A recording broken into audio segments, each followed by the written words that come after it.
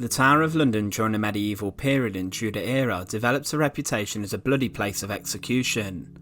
Inside the walls of the famous prison and royal fortress, a number of famous individuals would meet their maker at the sharp end of the axe.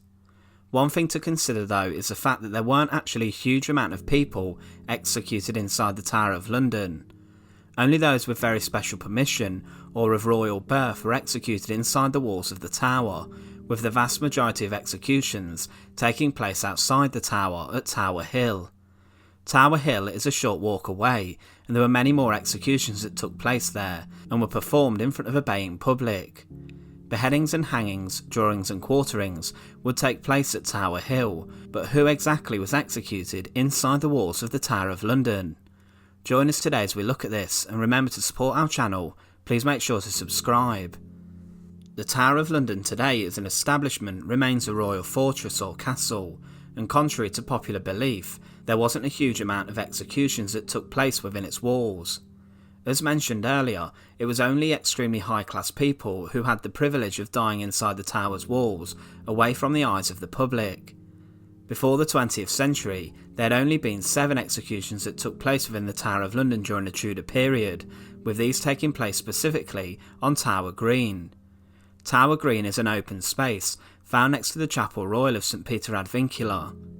Beheading on Tower Green was considered a great privilege, with the condemned being spared the insults of the crowd, and also the monarchy was spared the bad publicity, for example having a queen executed. Today a memorial marks the spot of where the scaffold was created for these executions. So there were 7 individuals executed on Tower Green. Firstly was William Hastings, the first Baron Hastings in 1483. Hastings fought to secure the throne for Edward IV and was appointed Lord Chamberlain in 1461. He was a very strong supporter of Edward V, one of the princes in the Tower, but following Edward V's journey to the Tower of London for his coronation, he was arrested. Richard, the uncle of the princes, seized control of them, and during a meeting at the Tower, Hastings was accused of having committed treason against Richard. Hastings was then executed inside the tower by being beheaded without any trial taking place. Some historians even consider that this took place on the day of the meeting with Richard III, the 13th of June 1483. Following Hastings' death, Richard then declared the 2 boys illegitimate and seized the crown for himself. Allegedly his death took place at Tower Green, however it did take place within the tower's walls. The first Tudor execution to take place inside the Tower of London was one of the most notorious that took place on the 19th of May 1536. Anne Boleyn had been Henry VIII's wife and queen, and she was his second wife. Henry divorced his wife Catherine of Aragon and then broke from Rome, and subsequently the king was excommunicated by the Pope.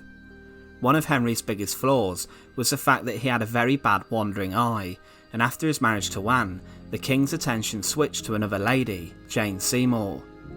Henry then had a problem, and he needed to get rid of Anne Boleyn, who he'd grown tired of, as she failed to provide him with a son.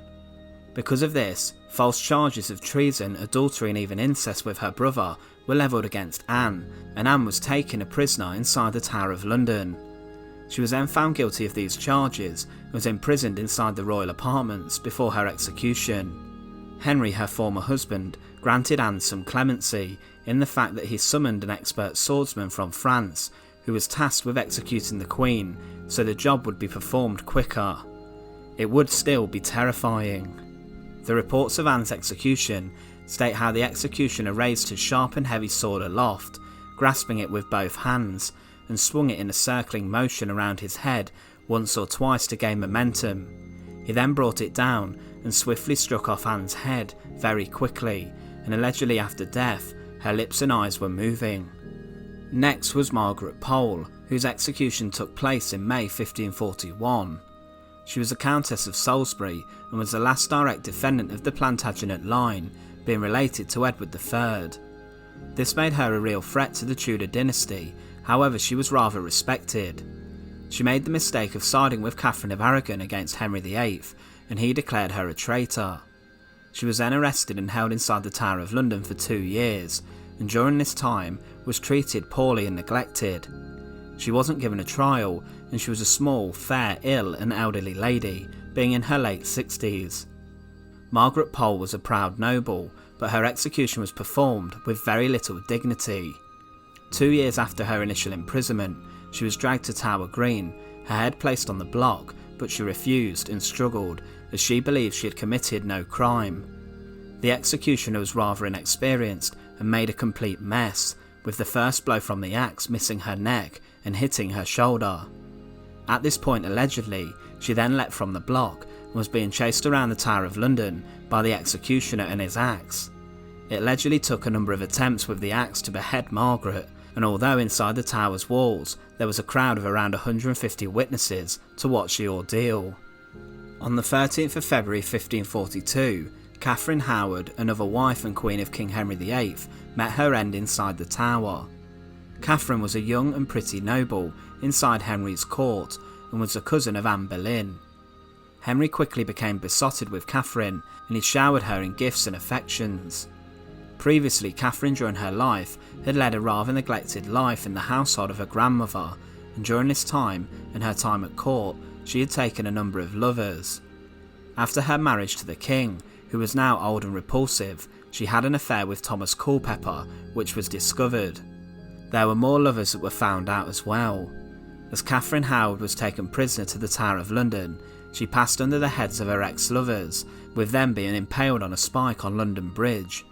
Catherine was still only a teenager when she met her death at the end of the axe. On the same day that Catherine was executed, another head would fall inside the tower. Jane Boleyn, the Viscountess of Rochford, was the wife of George Boleyn, the brother of Queen Anne Boleyn, who had been executed on trumped-up charges of incest with the Queen. Lady Rochford was a spiteful woman, and she was instrumental in the arrest and downfall of Anne Boleyn and her husband George Boleyn, and even provided damning evidence against them. She helped to convict them of treason, however she later became a lady-in-waiting to Catherine Howard. Lady Rochford then became embroiled in orchestrating meetings with Queen Catherine and her lover Thomas Culpeper, and was implicated to having helped the two meet behind the king's back. For this she was arrested and sent to the Tower, and during this time she lost her sanity. A new law was even passed to allow the execution of the insane, so Lady Rochford could meet her fate. She did confess and was executed immediately after Queen Catherine Howard, in the same way with the headsman swinging the axe. 12 years later in 1554, the next execution would take place inside the Tower. Life in England at this time was very different. Henry VIII had died, as had his son Edward VI. Following Edward's death, Henry's son allegedly left the throne to Lady Jane Grey. In fact, Jane was just a puppet for the powerful Dudley family, and she was proclaimed queen and taken to the Tower of London to await her coronation. She was quickly deposed of queen when Princess Mary, soon to become Bloody Mary or Mary I, rebelled, and quickly Jane lost the throne. She must have known that the scheme would place her as treasonous, and that Mary did have a better claim to the throne, being the first daughter of Henry VIII. Lady Jane, although being very young, only 17, was married, and her husband was executed outside the Tower at Tower Hill, with Jane seeing him travel to his execution hours before she made her own way to Tower Green. Jane's death warrant was signed by Queen Mary, and at the age of 17 she was executed. Robert Devereaux, the 2nd Earl of Essex, would be the final person beheaded inside the Tower of London. He was a favourite of Elizabeth I, being a handsome and witty courtier. He became the Lord Lieutenant of Ireland and failed miserably at this job. His relationship with the Queen ended up failing too, as he attempted a political coup and led a rebellion against her in an attempt to seize control of the City of London in early February 1601. Because of this, he was then arrested and sentenced to death for treason. On the 25th of February 1601, he awoke inside the Tower, and dressed in black with a bright red waistcoat, he was then beheaded, with 3 strokes of the axe being needed to cut off Essex's head in front of a crowd of around 100 people. So there were 7 people who were executed by beheading during the Tudor period inside the walls of the Tower. However, there are a hidden or forgotten 3 other names that need to be considered. 3 more names: Malcolm Macpherson, Samuel Macpherson and Farquhar Shaw should be also mentioned, as these were soldiers of the Black Watch Regiment from the Scottish Highlands who were convicted of mutiny and were all executed by a 12-man firing squad composed of their soldiers from their fellow regiment. The three were executed inside the Tower of London, and a quick mention has to be made to those who were executed during the First and Second World Wars inside the Tower's walls. During World War I, 11 men were tried in private and were shot by firing squad at the Tower for espionage, and the very last execution would be that of Joseph Jacobs, a German spy who was shot on the 15th of August 1941 at the Tower's miniature rifle range. So although the Tower of London gained a huge reputation for a brutal place of execution, there were only 7 people who were beheaded there during the Tudor period.